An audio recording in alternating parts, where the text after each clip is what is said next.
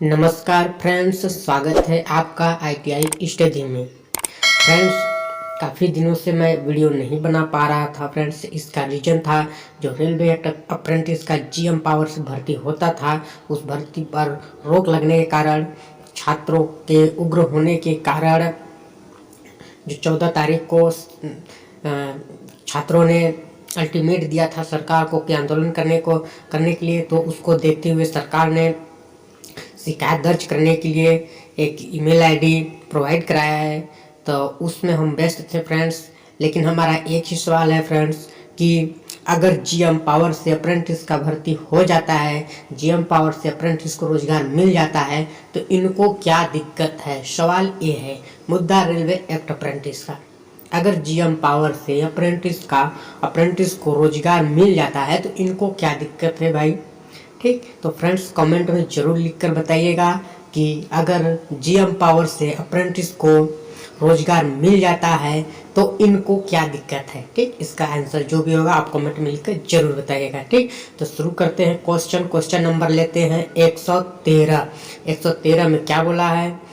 क्यों सतह प्लेट तनाव मुक्त अच्छी कास्ट आयरन से बने होते हैं? ठीक, तो इसमें बोला है जो सरफेस प्लेट जो होता है वह तनाव मुक्त अच्छी कास्ट आयरन से क्यों बना होता है।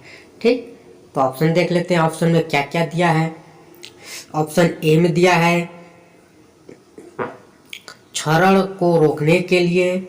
ऑप्शन बी दिया है टूटने से रोकने के लिए।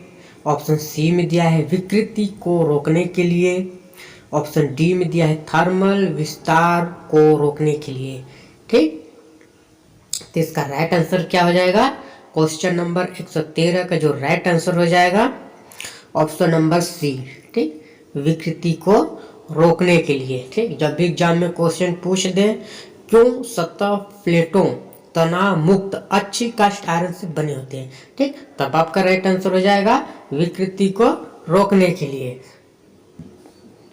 अब बात कर लेते हैं कि जो सतह प्लेट होती है उसे तनाव मुक्त अच्छी कास्ट आयरन से कैसे बनाया जाता है। ठीक, एक कास्ट आयरन को तनाव मुक्त अच्छी कास्ट आयरन कैसे बनाया जाता है, ठीक, क्या प्रोसेस होती है, उस प्रोसेस को हम बताते हैं आपको। ठीक, तो सबसे पहले तो जो कास्ट आयरन को ढाल लिया जाता है। ठीक, सरफेस प्लेट को कास्ट आयरन के मटेरियल से ढाल कर, ठीक, उसकी रफ मशीनिंग करके उसको शक्ल की आकृति दिया जाता है।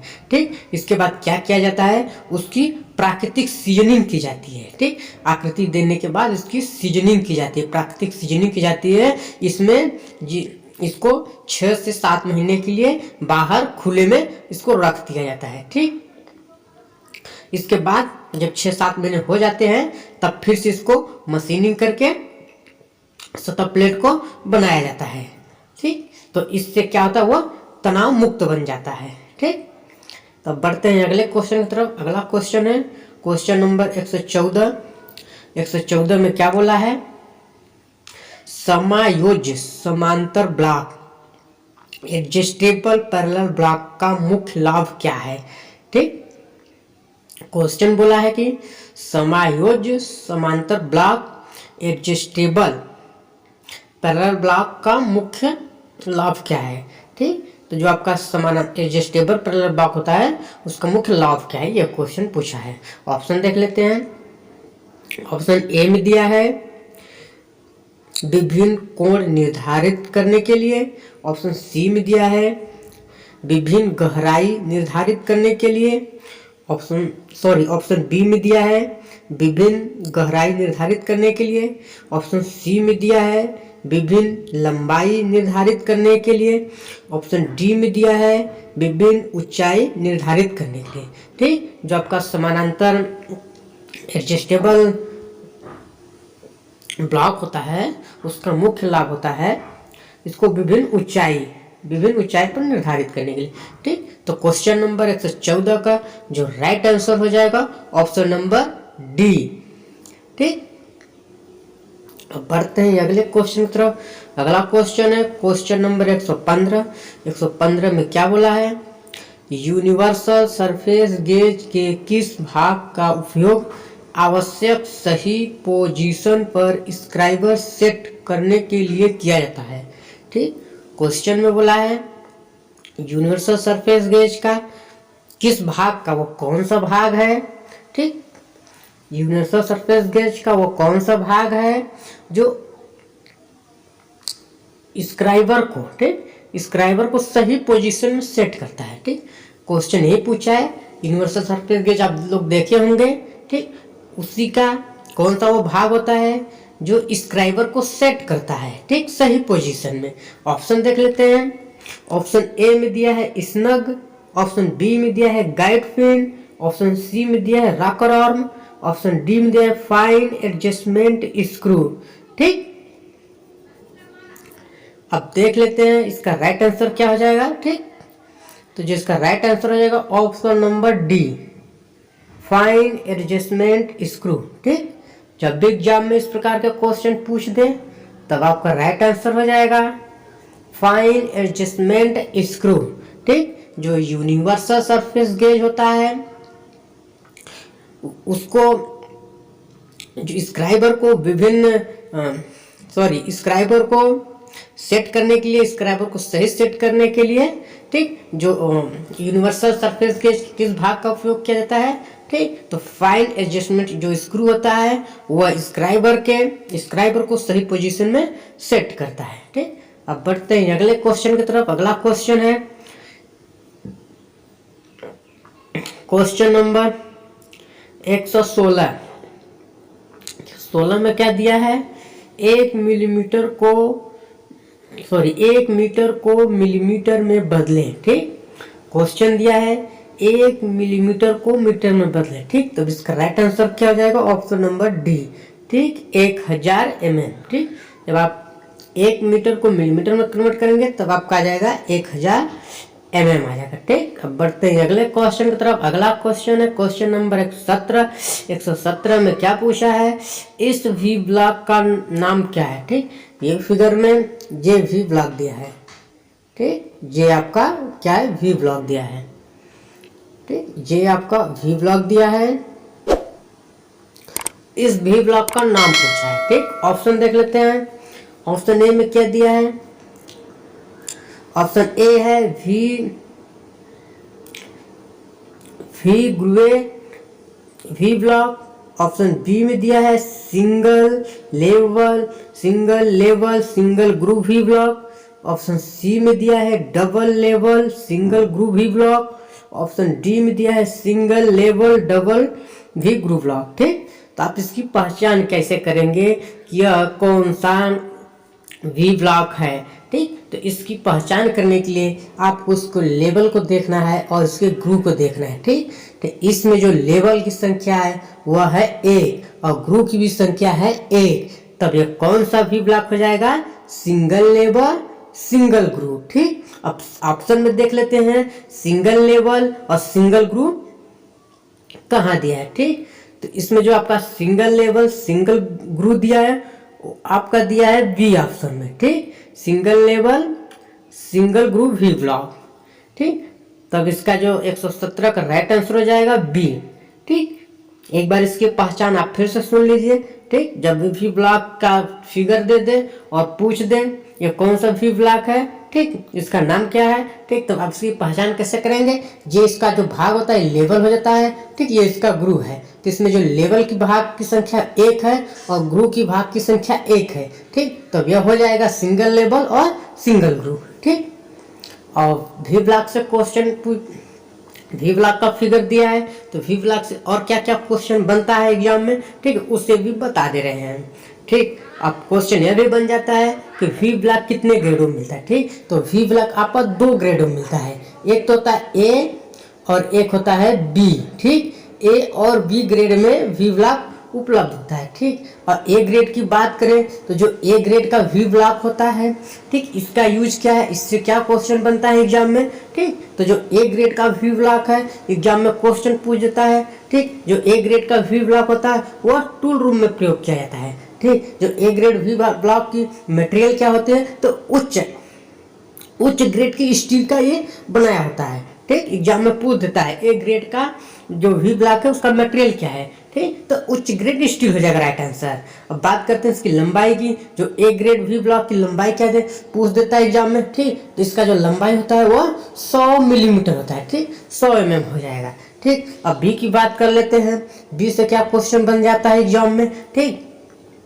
तो जो वी ग्रेड का वी ब्लॉक होता है उसकी मटेरियल क्या होती है, ठीक, ये एग्जाम में क्वेश्चन बनता है, ठीक। तो जो वी ग्रेड का वी ब्लॉक होता है उसका मटेरियल होता है क्लोज ग्रे कास्ट आयरन होता है, ठीक। तो जो वी ग्रेड का वी ब्लॉक होता है वो क्लोज ग्रे कास्ट आयरन का बना होता है, ठीक। और एग्जाम में क्वेश्चन पूछ देता है कि वी ग्रेड का वी ब्लॉक का लंबाई कितनी है, ठीक, इसकी साइज क्या है, ठीक। तो अब आपका इसका आंसर हो जाएगा 300 mm। जो वी ब्लॉक की लंबाई होती है वह 300 mm में मिलती है, ठीक। अब बढ़ते हैं अगले क्वेश्चन की तरफ। अगला क्वेश्चन दिया है 118 में क्या पूछा है,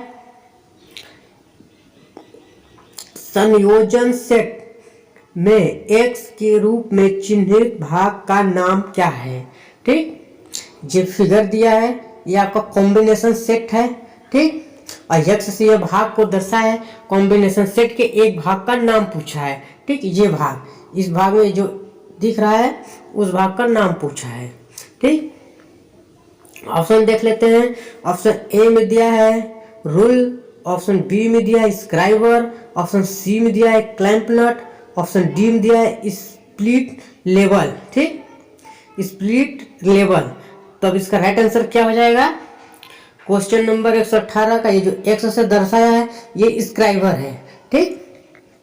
और इसके अदर पार्ट के बारे में भी आपको बता दें, अगर एग्जाम में पूछ दे रहा है कि आपका ये भाग क्या है, ठीक, ये क्या है, ये सेंटर है, ठीक, ये जो कॉम्बिनेशन सेट का सेंटर है, ठीक। और प्रोटेक्टर हेड आपका ये बीच में है, ठीक। एग्जाम में अगर पूछ देगा इस भाग का नाम तो क्या हो जाएगा आपका प्रोटेक्टर हेड, ये आपका सेंटर हो जाएगा। और ये भाग जो पूरे भाग की बात करी है तो ये आपका होगा स्क्वायर हेड, ठीक। ये स्क्वायर हेड में ही आपका स्क्राइबर को पूछा है, लेकिन इस पूरे भाग की बात करें तो ये आपका क्या हो जाएगा स्क्राइबर, ठीक। और इसमें जो पार्ट सभी पार्ट सेट है ये आपका ब्लेड हो जाएगा, ठीक। ये जो भाग दिख रहा है ये ब्लेड हो जाएगा, ठीक। एक बार फिर से देख लीजिए कॉम्बिनेशन सेट के सारे भागों के नाम, ठीक। ये भाग जो दिख रहा है आपका ये सेंटर हो जाएगा, ठीक, ये प्रोटेक्टर हेड हो जाएगा, ये स्क्वायर हेड हो जाएगा, और इसमें जो एक्स से दर्शित है ये स्क्राइबर हो जाएगा, और आपका ये ब्लेड हो जाएगा, ठीक।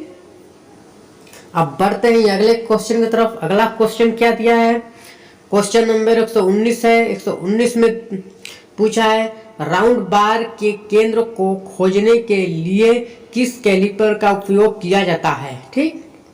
तो जो राउंड बार है कैलिपर है, ठीक, उसका उपयोग क्या है ये क्वेश्चन पूछा है, ये पूछा है, ठीक। राउंड बार केंद्र को गिनना चाहिए, जैसे कोई राउंड बार जॉब हो गया है, ठीक, कोई राउंड बार आपका जॉब है, अब उसका सेंटर अगर निकालना है, ठीक, तो किस कैलिपर का यूज करेंगे ये क्वेश्चन पूछा है, ठीक। तो ऑप्शन देख लेते हैं। ऑप्शन ए में क्या दिया है इनसाइड कैलिपर, ऑप्शन बी में क्या दिया है जेनी कैलिपर, ऑप्शन सी में क्या दिया है वर्नियर कैलिपर, ऑप्शन डी में क्या दिया है आउटसाइड कैलिपर, ठीक। जब भी एग्जाम में इस प्रकार के क्वेश्चन पूछ दे, ठीक, किसी राउंड बार के केंद्र को खोजने के लिए किस कैलिपर का यूज किया जाता है, ठीक, तो अब आपका राइट आंसर हो जाएगा जेनी कैलिपर, ठीक। जेनी कैलिपर का यूज होता है किसी भी राउंड बार के सेंटर को ज्ञात करने के लिए, ठीक।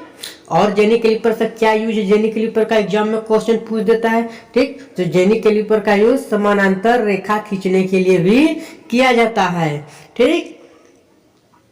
और इनसाइड कैलिपर की बात करें, इनसाइड कैलिपर से किस प्रकार एग्जाम में क्वेश्चन पूछ देता है, ठीक। तो इनसाइड कैलिपर का यूज क्या है, ठीक। तो जो इनसाइड कैलिपर का यूज होता है, ठीक, इससे इसके नाम से पता चल जाता है इनसाइड, इन अंदर, यानी इन मतलब अंदर, तो इसका जो यूज होता है किसी भी अंदरूनी माप को मेजरमेंट करने के लिए, ठीक। किसी भी जॉब की अंदरूनी मेजरमेंट करना है, उसकी लंबाई चौड़ाई मोटाई, ठीक, अंदरूनी माप को मेजरमेंट करने के लिए इनसाइड कैलिपर का यूज करते हैं, ठीक। और इनसाइड कैलिपर किस प्रकार का टूल है, यह एक प्रकार का अप्रत्यक्ष मापी टूल है, ठीक, अप्रत्यक्ष। एग्जाम में यह भी क्वेश्चन पूछ देता है कि जो किस टाइप का इनसाइड कैलिपर टूल है, ठीक। तो अप्रत्यक्ष मापी टूल है, ठीक। वर्नियर कैलिपर की बात कर लें तो वर्नियर कैलिपर आपका एक सूक्ष्म मापी यंत्र है, ठीक। इसकी जो अल्पत माप होती है मीट्रिक में वो होता है 0.02 mm मीट्रिक में हो गए, ठीक। अब ब्रिटिश की बात कर लें तो ब्रिटिश में इसकी जो अल्पत माप होती है 0.001 इंच होता है ब्रिटिश में इसकी, ठीक। अब आउटसाइड की बात कर ले, आउटसाइड कैलिपर से किस प्रकार क्वेश्चन एग्जाम में पूछ देता है और किस प्रकार क्वेश्चन बनता है, ठीक। तो आउटसाइड के लिए आउट नाम से पता चला, आउट मतलब बाहर, ठीक। आउट मतलब क्या, बाहर, मतलब किसी भी जॉब की बाहरी माप को मेजरमेंट करना है तब आप आउटसाइड कैलिपर का यूज कर सकते हैं, ठीक। यह भी किसी भी जॉब की बाहरी साइड को लंबाई चौड़ाई मोटाई बाहरी साइड को मेजरमेंट करता है, ठीक। एक क्वेश्चन और बनता है एग्जाम में, जो आउटसाइड कैलिपर है इसका साइज कैसे लेते हैं, ठीक। ये भी एग्जाम में क्वेश्चन बनता है, ठीक। जब भी इस प्रकार का क्वेश्चन पूछ दे एग्जाम में, आउटसाइड कैलिपर का माप साइज कैसे लेते हैं, ठीक। तो जो इसका कील का सेंटर होता है, ठीक, रिवेट या कील के सेंटर से वर्किंग पॉइंट तक, ठीक, आपका आउटसाइड कैलिपर का साइज हो जाएगा। और वही चीज इनसाइड कैलिपर में भी है, जब इनसाइड कैलिपर का पूछ दे इसका साइज कैसे लेते हैं, ठीक, तो रिवेट या कील के सेंटर से वर्किंग पॉइंट तक इसकी जो साइज लिया जाता है। अब बढ़ते हैं अगले क्वेश्चन की तरफ। अगला क्वेश्चन है क्वेश्चन नंबर 120।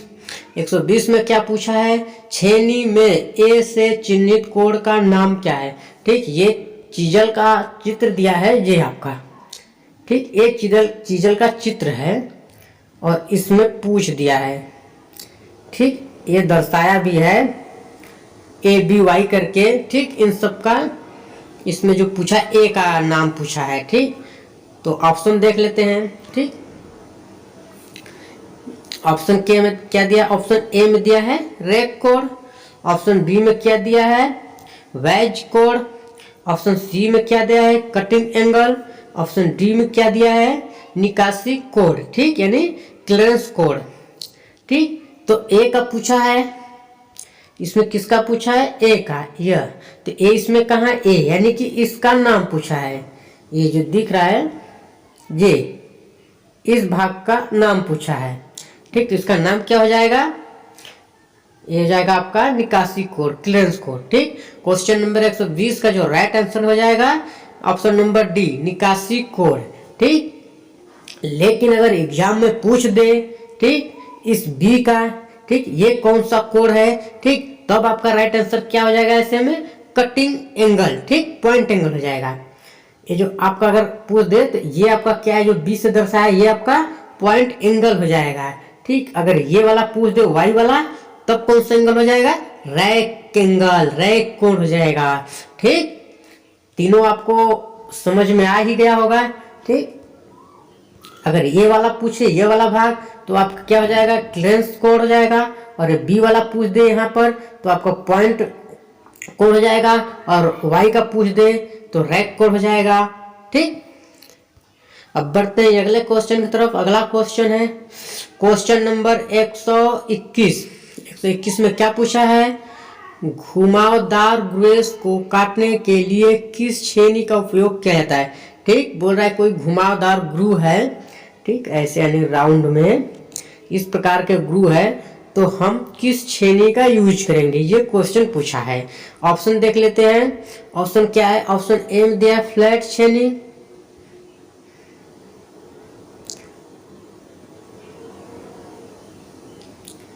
ठीक। ऑप्शन ए में क्या दिया है फ्लैट छेनी, ऑप्शन बी में दिया है वेब छेनी, ऑप्शन सी में दिया है क्रॉस कट छेनी, और ऑप्शन डी में क्या दिया है हाफ राउंड नोज छेनी, ठीक। पूछा क्या है घुमावदार ग्रू, यानी कोई घुमावदार ऐसे ग्रू है तो आप किस छेनी का यूज करेंगे, ठीक।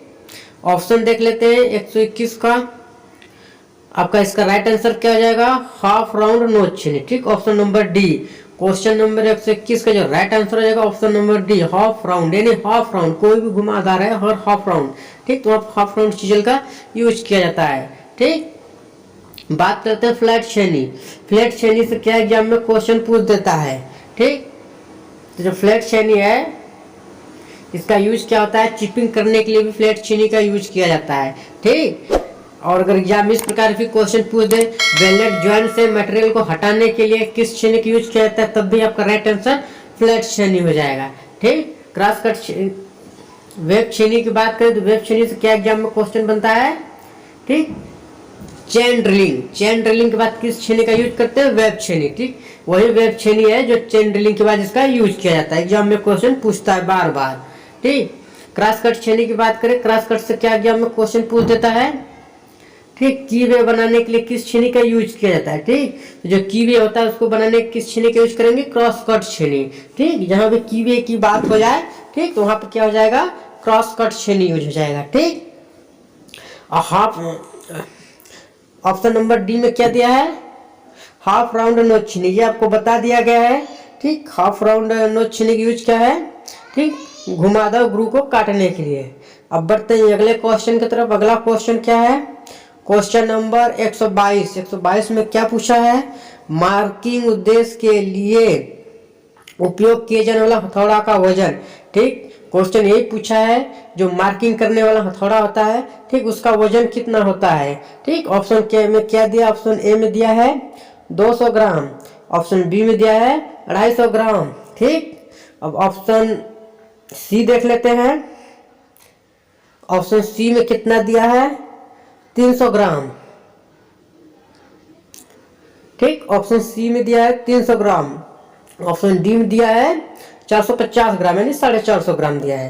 ठीक, तब इसका राइट आंसर क्या हो जाएगा, जो मार्किंग करने वाला हथौड़ा होता है उसका वजन कितना होता है, कमेंट में लिखकर आप जरूर बताएगा। ठीक, ऑप्शन नंबर बी, ठीक, 250 ग्राम होता है। जब भी एग्जाम में इस प्रकार का क्वेश्चन पूछ दे, ठीक, तब आपका राइट आंसर क्या हो जाएगा, 250 ग्राम, यानी ऑप्शन नंबर बी। ठीक, अब बढ़ते हैं अगले क्वेश्चन की तरफ। अगला क्वेश्चन क्या है, अगला क्वेश्चन है क्वेश्चन नंबर 123। 23 में क्या पूछा है, विकर्ण फाइलिंग के अनुचित तरीके का प्रभाव क्या है। ठीक, पूछा है विकर्ण फाइलिंग। विकर्ण फाइलिंग क्या है भाई, ठीक, विकर्ण फाइलिंग क्या है, यानी कि क्रॉस फाइलिंग की बात कर रहा है। ये जो विकर्ण फाइलिंग है वो क्या है, क्रॉस फाइलिंग की बात कर रहा है। ऑप्शन देख लेते हैं, अनुचित तरीके का प्रभाव, यानी जो आप विकर्ण फाइलिंग करेंगे तो उसके अनुचित तरीके का प्रभाव क्या होगा। ठीक, उसका क्या इफेक्ट पड़ेगा। ठीक, ऑप्शन देख लेते हैं, ऑप्शन ए में क्या दिया है, असमान फिनिश सतह, ऑप्शन बी में क्या दिया है, सतह पर खरोच, ऑप्शन सी में क्या दिया है, समतल सतह पर उत्तलता। ठीक, ऑप्शन को एक बार फिर से देख लीजिए, ऑप्शन ए में क्या दिया है, असमान फिनिश सतह, ऑप्शन बी में दिया है सतह पर खरोच, ऑप्शन सी में दिया है सतह पर उत्तलता, ऑप्शन डी में क्या दिया है, सतह पर सही फिनिशिंग न होना।